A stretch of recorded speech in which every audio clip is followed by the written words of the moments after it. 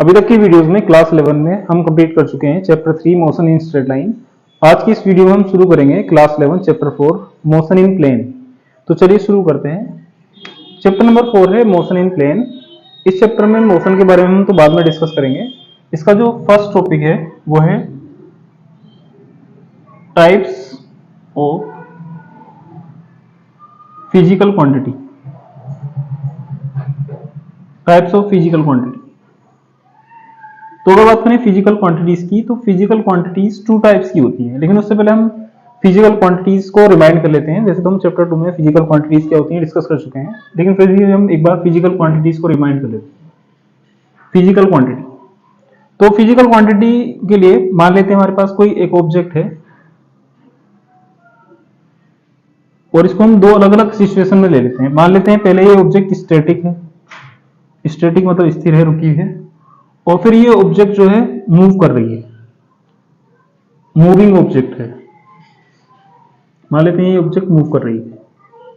Clear? तो पहले इसकी स्टैटिक सिचुएशन ले लेते हैं। ये तो स्टैटिक है और ये एक मूविंग ऑब्जेक्ट है। इससे हमें क्लियर हो जाएगा फिजिकल क्वांटिटी क्या होती है। तो अगर कोई ऑब्जेक्ट है हमारे पास जो कि स्टैटिक है, तो स्टैटिक ऑब्जेक्ट में उसके एक पॉइंट से लेकर दूसरे पॉइंट तक की जो डिस्टेंस होती है इसे कहते हैं लेंथ, और इस पॉइंट से इस पॉइंट तक की जो ये लेंथ होती है इसे कहते हैं डायमीटर, और ये जो हाफ ऑफ द डायमीटर होता है इसे कहते हैं रेडियस, आर से रिप्रेजेंट करते हैं। इसका जो कर्व है, कर्व इसका अपना एक एरिया होगा जिसे हम ए से रिप्रेजेंट कर सकते हैं, और साथ साथ इस ऑब्जेक्ट का अपना एक मास भी होगा जिसको हम एम से रिप्रेजेंट कर सकते हैं। इसकी डेंसिटी होती है रो, और इसका टेम्परेचर जो होगा वो होगा टी। तो अगर हमारे पास कोई ऑब्जेक्ट है जो कि स्टैटिक है, तो स्टैटिक ऑब्जेक्ट में हम ये सभी पैरामीटर्स मेजर कर सकते हैं। लेंथ, डायमीटर, रेडियस, मास, टेम्परेचर, एरिया, डेंसिटी, और भी बहुत सारी चीजें हम मेजर कर सकते हैं। ठीक है? अब मान लेते हैं कि ये ऑब्जेक्ट जो है अब ये मूव कर रही है। तो जब कोई ऑब्जेक्ट मूव करती है तो मूव करने पर वो जिस पाथ पर ट्रेवल करती है उस पाथ की जो लेंथ होती है उसे कहते हैं डिस्टेंस। तो हम इसकी डिस्टेंस मेजर कर सकते हैं। और साथ साथ जब ये किसी पाथ पर ट्रेवल करती है तो इनिशियल और फाइनल पॉइंट के बीच की जो मिनिमम डिस्टेंस होती है उसे कहते हैं डिस्प्लेसमेंट। तो हम इसका डिस्प्लेसमेंट मेजर कर सकते हैं। और एक पॉइंट से दूसरे पॉइंट तक जाने में लगा टाइम मेजर कर सकते हैं। डिस्टेंस अपॉन टाइम होती है स्पीड, इसकी हम स्पीड मेजर कर सकते हैं। और डिस्प्लेसमेंट अपॉन टाइम होता है वेलोसिटी, इसमें हम इसकी वेलोसिटी मेजर कर सकते हैं। और अगर इसकी जो वेलोसिटी वो चेंज हो रही है तो rate of change of velocity कहलाता है एक्सेलरेशन। तो हम इसका एक्सेलरेशन मेजर कर सकते हैं। और जब कोई ऑब्जेक्ट मूव करती है तो उस पर मूव कराने के लिए ना एक फोर्स अप्लाई करना पड़ता है, तभी वो मूव कर पाती है। और फोर्स और डिस्प्लेसमेंट का जो मल्टीप्लिकेशन होता है, फोर्स इंटू डिस्प्लेसमेंट, इसको कहते हैं वर्क। तो हम इसका वर्क भी कैलकुलेट कर सकते हैं। तो क्या होता है जब हमारे पास कोई ऑब्जेक्ट स्टैटिक या मूविंग होती है तो उसमें हम बहुत सारे पैरामीटर्स मेजर कर सकते हैं। इन सभी पैरामीटर्स को जिनको हम मेजर कर सकते हैं कहते हैं फिजिकल क्वांटिटी। तो ये सब फिजिकल क्वांटिटी है। लेंथ, रेडियस, मास, टेम्परेचर, टाइम, वेलोसिटी, स्पीड, जितनी भी ये यहाँ पर लिखी हुई है सब फिजिकल क्वांटिटीज है। लेकिन ये जो फिजिकल क्वांटिटीज है ना, अगर हम इनमें से कुछ फिजिकल क्वांटिटीज को मेजर करते हैं, जैसे कि मान लो हम इस ऑब्जेक्ट की लेंथ मेजर कर लेते हैं और मान लेते हैं यहाँ से यहाँ तक की जो ये लेंथ है ये है 16 सेंटीमीटर, या इसका हम मास मेजर कर लेते हैं। मान लेते हैं इसका जो मास है वो है 2.1 kg, या इसका हम टेम्परेचर मेजर कर लेते हैं। मान लेते हैं इसका टेम्परेचर है 25 डिग्री सी, या इसकी वेलोसिटी मेजर कर लेते हैं। जब ये मूव कर रही है तो इसकी वेलोसिटी मान लेते हैं 2 मीटर पर सेकेंड। हम इन सब चीजों को मेजर कर सकते हैं। हमने इनमें से कुछ चीजें ले ली हैं। तो क्या होता है जब हम किसी भी फिजिकल क्वांटिटी को मेजर करते हैं तो उसके मेजरमेंट के टू पार्ट होते हैं, एक न्यूमेरिकल पार्ट और एक सिंबॉलिक पार्ट। तो ये जो न्यूमेरिकल पार्ट है इसको कहते हैं मैग्नीट्यूड, और इसको रिजल्टेंट भी कह सकते हैं, रिजल्टेंट। जबकि इसका जो ये सिंबॉलिक पार्ट होता है इसको कहते हैं यूनिट। तो इसका जो मैग्नीट्यूड है, जैसे लेंथ 16 सेंटीमीटर है तो मैग्नीट्यूड कितना है 16, और यूनिट क्या है सेंटीमीटर। इसी तरह से मास का जो मैग्नीट्यूड है वो है 2.1 और इसकी जो यूनिट है वो है केजी। टेम्परेचर का मैग्नीट्यूड है 25 और इसकी यूनिट है डिग्री सी। और वेलोसिटी का जो मैग्नीट्यूड है वो है 2 मीटर पर सेकेंड और इसकी जो यूनिट है वो है मीटर पर सेकेंड। तो अगर हमारे पास कोई ऑब्जेक्ट स्टैटिक है या मूविंग है उसमें हम बहुत सारे पैरामीटर्स मेजर कर सकते हैं। इन सभी पैरामीटर्स को कहते हैं फिजिकल क्वांटिटी। और जब हम किसी फिजिकल क्वांटिटी को मेजर करते हैं तो उसके मेजरमेंट में जो दो पार्ट आते हैं उनमें उसका जो न्यूमेरिकल पार्ट होता है उसे कहते हैं मैग्नीट्यूड, और जो इसका सिंबॉलिक पार्ट होता है उसे कहते हैं यूनिट। इतना क्लियर हो गया? तो ये सब जो है ना फिजिकल क्वांटिटीज हैं, और हर एक फिजिकल क्वांटिटी में उसका अपना एक मैग्नीट्यूड होता है। क्लियर?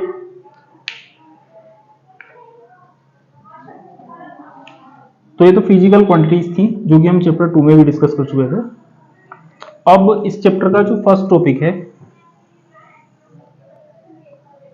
वो है टाइप्स ऑफ फिजिकल क्वांटिटी।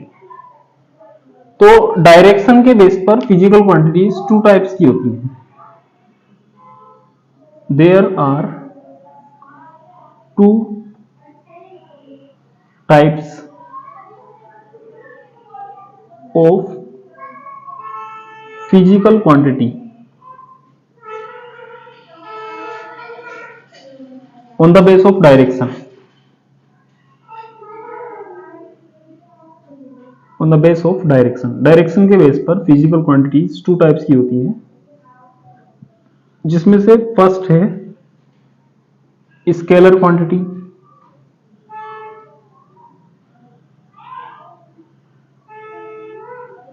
जबकि सेकंड होती है vector quantity. Means physical quantity direction के बेस पर टू टाइप्स की होती हैं, स्केलर एंड वेक्टर। तो पहले बात कर लेते हैं स्केलर क्वांटिटी की। स्केलर क्वांटिटीज उन क्वांटिटीज को कहते हैं जिनमें मैग्नीट्यूड होता है but there is no direction, इनमें कोई डायरेक्शन नहीं होती। एक ऐसी फिजिकल क्वांटिटी जिसमें सिर्फ मैग्नीट्यूड होता है, कोई डायरेक्शन नहीं होती, उसको कहते हैं स्केलर क्वांटिटी। इसका एग्जाम्पल की अगर बात करें तो इसके बहुत सारे एग्जाम्पल हैं, जिसमें से सबसे सिंपल एग्जाम्पल है डिस्टेंस। डिस्टेंस एक स्केलर क्वांटिटी है। डिस्टेंस क्या होती है? मान लेते हैं एक ऑब्जेक्ट है जो किसी पाथ पर ट्रेवल कर रही है, इस तरह ये पॉइंट ए से चलकर पॉइंट बी तक जाती है, तो इस पाथ की जो लेंथ होती है इसे कहते हैं डिस्टेंस। तो जब ये ऑब्जेक्ट इस पाथ पर ट्रेवल कर रही है तो इसकी डिस्टेंस की अगर डायरेक्शन की बात करें तो इस पॉइंट से पहले ये ऊपर की ओर जाती है, फिर थोड़ा सीधा चलती है, सीधा चलने के बाद नीचे की डायरेक्शन में जाती है, फिर से थोड़ा सीधा चलती है और फिर ऊपर की डायरेक्शन में जाती है। अब इस डायरेक्शन में मींस इस डिस्टेंस में हम ये नहीं कह सकते कि इस ऑब्जेक्ट की जो डायरेक्शन है वो पर्टिकुलर इसी डायरेक्शन में है, जैसे कि पहले ऊपर जा रही है, फिर सीधी चल रही है, फिर नीचे जा रही है, फिर सीधी, फिर ऊपर। मतलब बहुत सारी अलग अलग डायरेक्शंस हो रही हैं। हम इसको कोई एक कॉमन डायरेक्शन नहीं दे सकते। मतलब डिस्टेंस एक ऐसी क्वांटिटी है जिसमें कोई डायरेक्शन नहीं होती, क्योंकि इसकी हर एक पॉइंट पर डायरेक्शन चेंज होती रहती है। क्लियर? तो डिस्टेंस एक ऐसी क्वांटिटी है इसमें सिर्फ मैग्नीट्यूड होगा लेकिन डायरेक्शन नहीं होगी, तो ये एक स्केलर क्वांटिटी है। डिस्टेंस की तरह एक एग्जांपल हो जाएगा मास।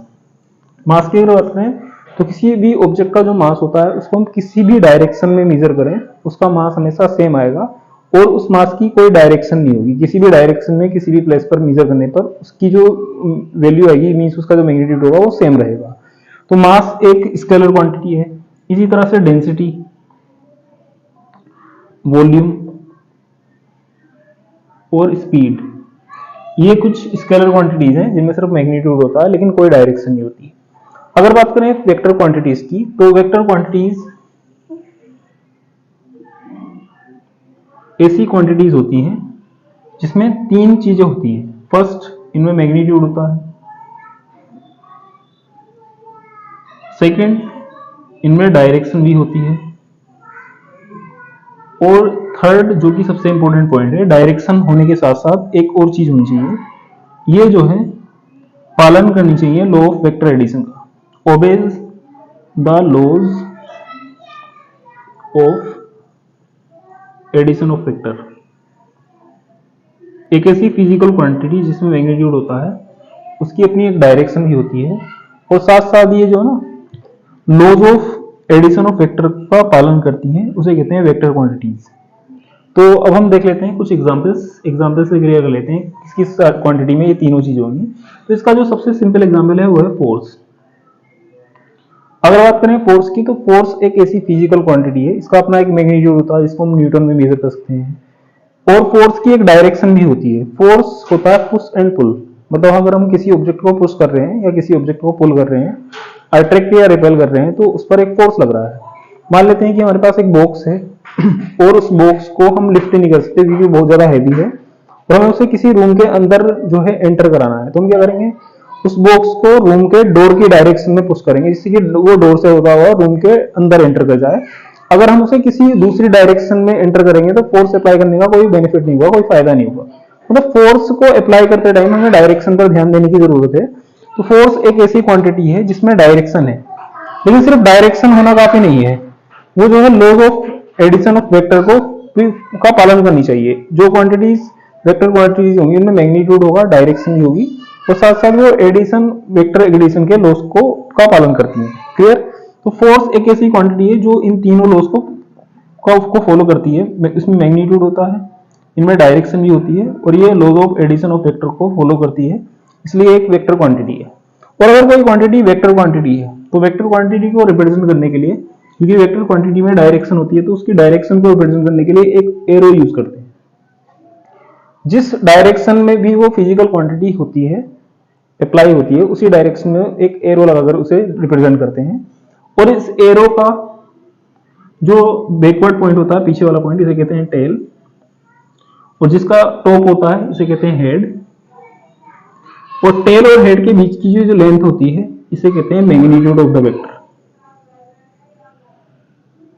तो फोर्स में ये तीनों चीजें होती हैं। मतलब अगर मान लें कि किसी ऑब्जेक्ट पर लगने वाला फोर्स जो है इस डायरेक्शन में है, तो इसमें डायरेक्शन भी है, और ये साथ साथ ना laws of addition of vector को फॉलो भी करता है। Laws of addition of vector क्या होते हैं ये भी हम डिस्कस करेंगे। पहले कुछ और वेक्टर क्वांटिटीज देख लेते हैं। जैसे फोर्स एक वेक्टर क्वांटिटी है, इसी तरह से डिस्प्लेसमेंट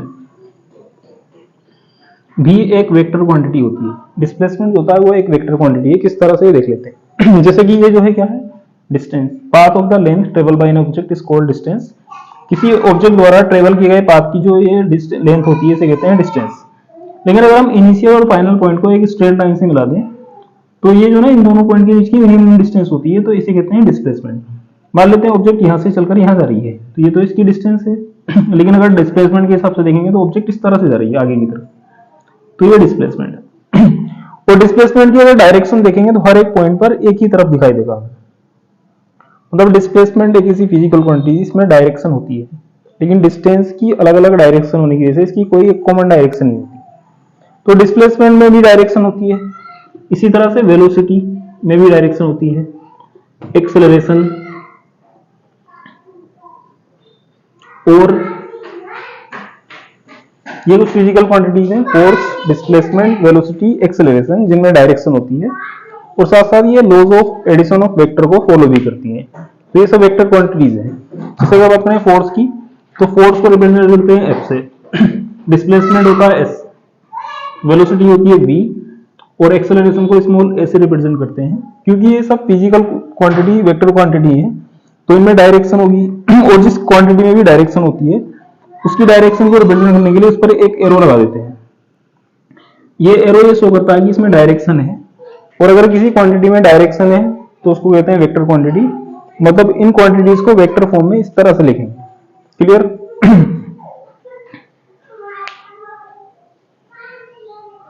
अब आगे देख लेते हैं laws of addition of vector.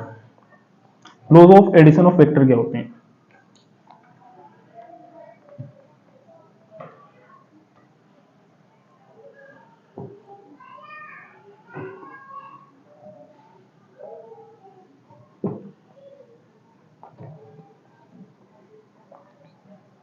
Laws of addition of vector. So there are two types of laws of addition of vector.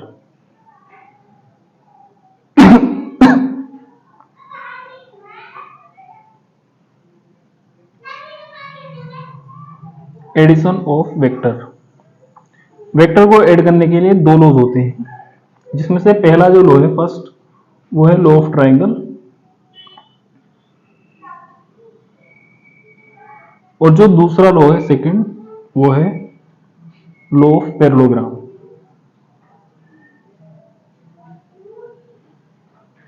ये दो ऐसे लॉज हैं जिनसे हम किन्हीं दो या दो से ज्यादा वेक्टर्स को ऐड कर सकते हैं। और एक ऐसी फिजिकल क्वांटिटी जो इन दोनों लॉस को फॉलो करती है उसको कहते हैं वेक्टर क्वांटिटी। तो देख लेते हैं ये दोनों लॉस क्या है। तो इसके लिए जो है हमें कम से कम 2 वेक्टर्स देने पड़ेंगे। मान लेते हैं कि एक वेक्टर इस डायरेक्शन में है जबकि दूसरा वेक्टर जो है वो इस डायरेक्शन में है। इसको मान लेते हैं वेक्टर ए, जबकि इसको मान लेते हैं वेक्टर बी।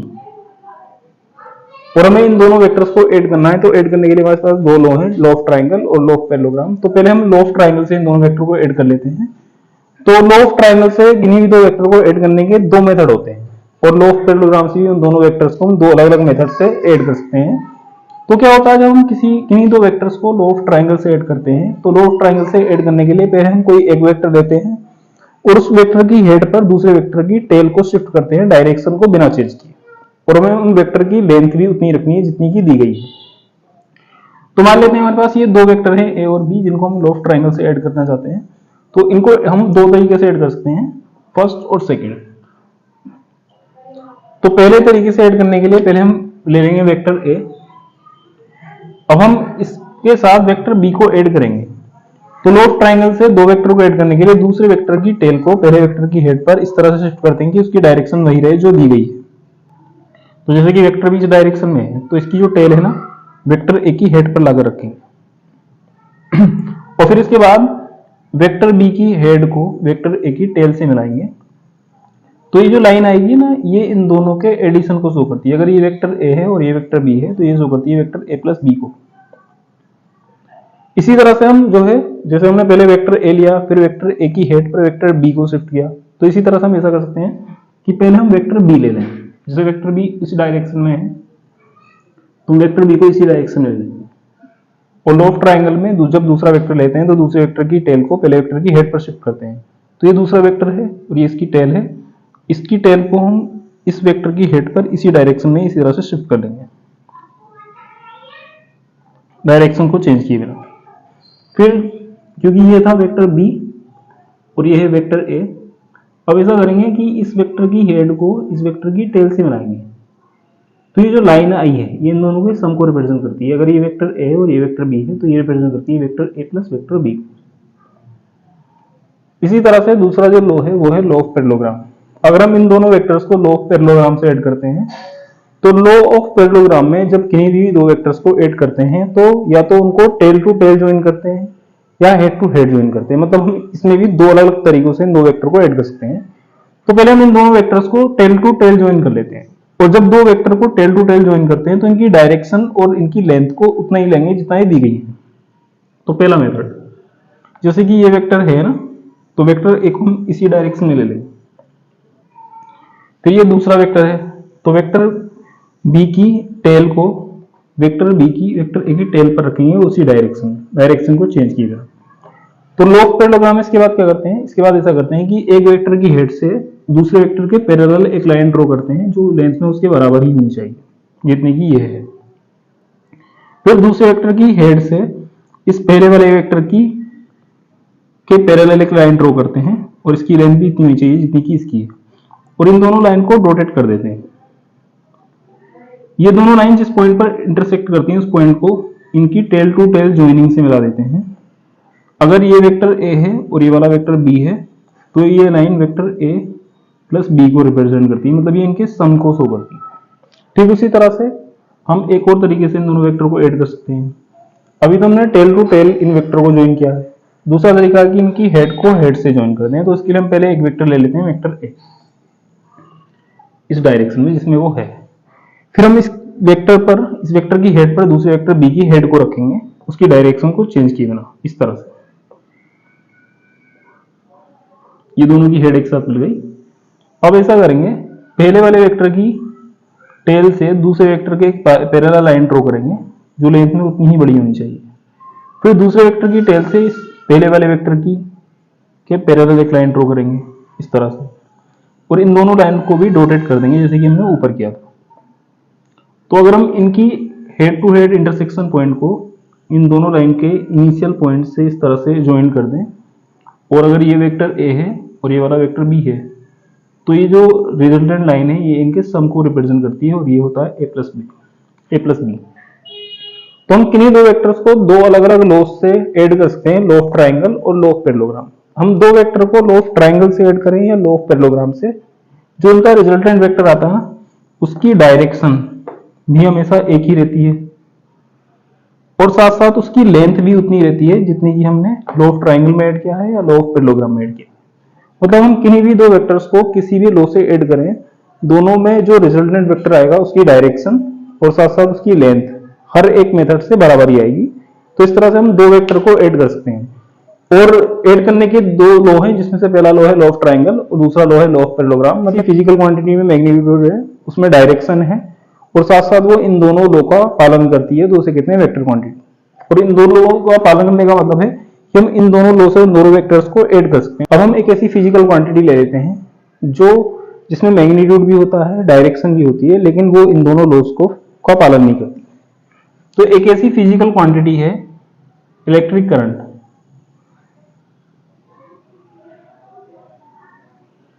इलेक्ट्रिक करंट एक वेक्टर क्वांटिटी है या नहीं है, इसको समझने के लिए हम इसके साथ फोर्स भी ले लेते हैं। फोर्स, इलेक्ट्रिक करंट को रिप्रेजेंट करते हैं I से, फोर्स को रिप्रेजेंट करते हैं F से। तो मान लेते हैं हमारे पास कोई एक ऑब्जेक्ट है जिस पर दो फोर्स अप्लाई हो रहे हैं, एक आगे की तरफ और एक इस डायरेक्शन में, एक ऊपर की डायरेक्शन में। मान लेते हैं इन दोनों फोर्स का मैग्नीट्यूड बराबर है और इनकी डायरेक्शन एक दूसरे के परपेंडिकुलर है। तो पहला फोर्स लग रहा है, मान लेते हैं जो पहला फोर्स है ये है A और दूसरा फोर्स है B। तो इस ऑब्जेक्ट पर एक फोर्स है A जो इसको आगे ले जाने का प्रयास कर रहा है, जबकि दूसरा फोर्स है B जो इसको ऊपर ले जाने का प्रयास कर रहा है। और अगर हम इसके हेड से पहले वाले वेक्टर के पैरेलल एक लाइन ड्रॉ कर दें और इसके हेड से इस दूसरे वेक्टर के पैरेलल एक लाइन ड्रॉ कर दें, तो जो ये फाइनल लाइन आएगी ना, ये इन दोनों फोर्स के रिजल्टेंट को शो करेगी। मतलब ये जो ऑब्जेक्ट होगी ना, ये ना तो आगे की तरफ जाएगी ना ही ऊपर की तरफ जाएगी, मतलब ना तो आगे जाएगी ना ही ऊपर जाएगी, ये इस डायरेक्शन में जाएगी। मतलब इन दोनों वेक्टर का जो रिजल्टेंट फोर्स होगा वो इस डायरेक्शन में होगा, जैसा कि हम लॉ ऑफ पैरेललोग्राम से एडिशन में देख भी सकते हैं। इन दोनों फोर्स का जो रिजल्टेंट है वो इस डायरेक्शन में, जिस डायरेक्शन में ऑब्जेक्ट मूव करेगी। मतलब फोर्स जो है ना एक ऐसी क्वांटिटी है जो लॉ ऑफ एडिशन को फॉलो करती है। अब देखते हैं इलेक्ट्रिक करंट भी ऐसा करता नहीं करता है। इलेक्ट्रिक करंट में डायरेक्शन तो होती है, जब किसी वायर में करंट फ्लो होता है तो वो किसी एक पर्टिकुलर डायरेक्शन में ही फ्लो होता है। अब देख लेते हैं कि ये जो करंट है जिसमें डायरेक्शन है, ये लॉ ऑफ एडिशन को फॉलो करती है नहीं करती है। तो उसके लिए मान लेते हैं कि हमारे पास जो ना एक वायर है जिसमें करंट इस डायरेक्शन में जा रहा है और एक और दूसरा वायर है जिसमें करंट इस डायरेक्शन में जा रहा है। और अगर हम इन दोनों वायर को एक दूसरे के पास लाकर इस तरह से मिला दें तो इसका करंट इसी डायरेक्शन में जाएगा और इसका करंट इसी डायरेक्शन में आएगा। हमें कोई जो ना रिजल्टेंट करंट नहीं मिलेगा जो इस डायरेक्शन में जाएगा, जैसा कि फोर्स में हो रहा है। ये करंट जो है वायर के अंदर ही रहेगा, जबकि फोर्स जब किसी ऑब्जेक्ट पर दो फोर्स अप्लाई हो रहे हैं, एक फोर्स उसे आगे ले जाने का प्रयास कर रहा है, दूसरा फोर्स ऊपर ले जाने का प्रयास कर रहा है, तो ये ऑब्जेक्ट फाइनली एक ऐसे बात पर मूव करेगी जो इन दोनों का रिजल्टेंट फोर्स होगा। लेकिन अगर एक वायर में करंट आगे की ओर जा रहा है और एक वायर में करंट ऊपर की ओर जा रहा है, तो हमें कोई भी जो ना ऐसा करंट नहीं मिलेगा जो इन दोनों की रिजल्टेंट डायरेक्शन में जा रहा हो। मतलब करंट में डायरेक्शन तो होती है, लेकिन इसको हम लॉज ऑफ एडिशन से ऐड नहीं कर सकते। तो करंट जो है एक ऐसी क्वांटिटी है, इसमें मैग्नीट्यूड है, डायरेक्शन भी है, लेकिन ये जो ना लॉ ऑफ एडिशन को फॉलो नहीं करती है, इसलिए ये वेक्टर क्वांटिटी नहीं है। क्लियर हो गया? तो डायरेक्शन के बेस पर फिजिकल क्वांटिटीज टू टाइप्स की होती हैं, स्केलर एंड वेक्टर। एक ऐसी क्वांटिटी जिसमें मैग्नीट्यूड होता है लेकिन डायरेक्शन नहीं होती, उसे कहते हैं स्केलर क्वांटिटी। इसके एग्जांपल है मास, वॉल्यूम, डेंसिटी, डिस्टेंस और स्पीड, और भी बहुत सारे एग्जांपल हो सकते हैं। इसी तरह से एक ऐसी क्वांटिटी जिसमें मैग्नीट्यूड होता है, डायरेक्शन होती है और वो लॉ ऑफ एडिशन को फॉलो करती है, उसे कहते हैं वेक्टर क्वांटिटी। और वेक्टर क्वांटिटी के एग्जांपल है डिस्प्लेसमेंट, वेलोसिटी, एक्सेलरेशन, फोर्स, और भी बहुत सारे एग्जांपल हो सकते हैं। ठीक है? और ये जो है दोनों लॉज ऑफ एडिशन है, जिसमें से पहला लॉ होता है लॉ ऑफ ट्राइंगल और दूसरा लॉ होता है लॉ ऑफ पैरेललोग्राम। जब हम किन्हीं दो वेक्टर को लॉ ऑफ ट्राइंगल से ऐड करते हैं तो हम हेड टू टेल ज्वाइन करते हैं, जबकि जब किन्हीं दो वेक्टर को लॉ ऑफ पैरेललोग्राम से ऐड करते हैं तो टेल टू टेल या हेड टू हेड ज्वाइन करते हैं। क्लियर? और एक ऐसी क्वांटिटी जो इन दोनों लॉस को फॉलो करती है उसको हम कह सकते हैं वेक्टर क्वांटिटी।